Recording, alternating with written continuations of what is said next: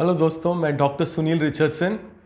हमारे काफ़ी सब्सक्राइबर्स ने मुझे एक हिंदी वीडियो बनाने के लिए बोला है, तो मैं राइनोप्लास्टी या नाक की सर्जरी के बारे में आज आपसे कुछ महत्वपूर्ण कार्य बताना चाहता हूँ। तो राइनोप्लास्टी होती क्या है? ये जो नाक की सर्जरी है, इसको हम राइनोप्लास्टी या नोज़ जॉब या फिर नोज़ रीशेपिंग सर्जरी या नोज़ कॉन्टूरिंग सर्जरी बोलते हैं अंग्रेज़ी में। इसमें फ़िलहाल होता क्या है? बहुत सिंपल बात है, बहुत स्ट्रेट फॉरवर्ड बात है। हमारे नाक में हड्डी है यहाँ पे, उसके बाद उसको उपस्थित है या कार्टिलेज है, और फिर मांस है और स्किन है।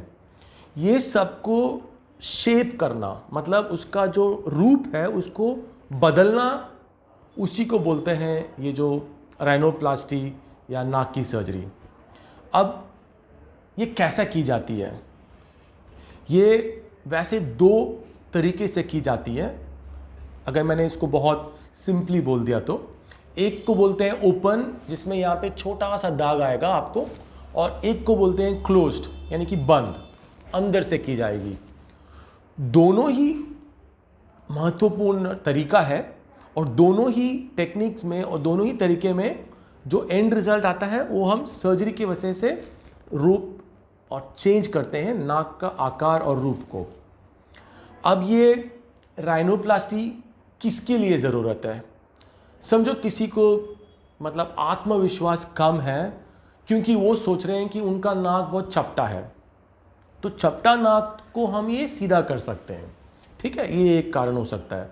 दूसरा, कोई पेशेंट को जन्म से ही प्रॉब्लम हो सकती है, तो उसको भी हम ये राइनोप्लास्टी या नोज रीशेपिंग सर्जरी की वजह से ठीक करा सकते हैं। ये आपका दूसरा ग्रुप हो गया। अब तीसरा कारण है एक्सीडेंट। ये एक फोटो मैंने लगाया है। ये बंदे को एक्सीडेंट हो गया था और उसका नाक ऐसा देखो अभी पूरा बेंड हो गया है। जब ऐसा होता है एक्सीडेंट से, तो उनको दो तकलीफ होता है। एक तो फिलहाल देखने में भी मतलब ठीक नहीं लग रहा है, नाक पूरा बेंड है, चपटा है, मोटा है, वो जो भी है। और दूसरी प्रॉब्लम है सांस लेने में मुश्किल। तो वे सांस नहीं ले पाते ठीक तरह से। देखो, जब सांस लेने क्यों मुश्किल होता है? बिकॉज नाक के सेंटर में एक और हड्डी है, उसको हम बोलते हैं सेप्टम। तो ये हड्डी में भी फ्रैक्चर हो सकती है या टूट सकती है या बेंड हो सकती है, तो उसको भी हम राइनोप्लास्टी में सीधा कर सकते हैं नाक की सर्जरी में। तो जो पेशेंट को सांस लेने में तकलीफ हो, वो दूसरा पेशेंट अभी ग्रुप हो गया। तो चार कारण की वजह से ये नाक की सर्जरी की जाती है। एक है कॉस्मेटिक, जैसे मैंने बताया पहले, वो होती है जो हम आत्मविश्वास बढ़ाने के लिए और सुंदर लगने के लिए राइनोप्लास्टी की जाती है। और दूसरा, जैसे मैंने बताया आपको ऑलरेडी, वो होती है जन्म से संबंधित प्रॉब्लम्स, उसको हम सही करने के लिए, जैसे क्लेफ्ट लिप पैलेट में ये राइनोप्लास्टी की ज़रूरत पड़ती है जब वो 15-16 साल बन जाते हैं, जब ये बच्चे। ठीक है। और तीसरी मैंने बताया एक्सीडेंट, और चौथी नाक का जब ब्लॉक हो। तो ये सारे कारण की वजह से हम राइनोप्लास्टियाँ करते हैं रिचर्डसन्स में। अभी ये जो दूसरा सवाल है, सर इसमें रिस्क क्या है, इसमें कोई प्रॉब्लम होती है सर? तो मेनली इसमें रिस्क बहुत कम है, क्योंकि हम यहाँ बहुत सर्जरीज करते हैं। इसके लिए ट्रेनिंग है, इसके लिए जो सारा टीम है वो हमारे पास है। तो इसके वजह से इसमें आपको बहुत ही कम रिस्क है, और काफ़ी केसेस में मैं ये भी बोल सकता हूँ रिस्की नहीं है। बट हम जनरल एनेस्थीसिया में करते हैं, ये मतलब पेशेंट को बेहोश करके करते हैं। तो उसके लिए जो भी रिक्वायरमेंट है, वो भी जो सेफ्टी के लिए है, वो सारा हमारे पास उपस्थित है।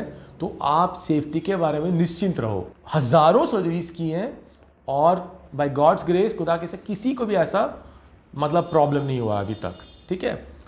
और एक दूसरा क्वेश्चन काफ़ी पेशेंट मुझसे पूछते रहते हैं, डॉक्टर ये मेरे फेस के लिए एक परफेक्ट नोज़ बना दीजिए, या मुझे सलमान खान की तरह नाक चाहिए, या मुझे श्रीदेवी की तरह नोज़ चाहिए। तो मैं ये पेशेंट से ये बोलना चाहता हूँ कि हम लोग नाक जो है उनके फेस के हिसाब से रेडी करते हैं। ठीक है ना। ऐसा कोई चीज़ है ही नहीं जो परफेक्ट नोज़ हो, ऐसा कोई है ही नहीं।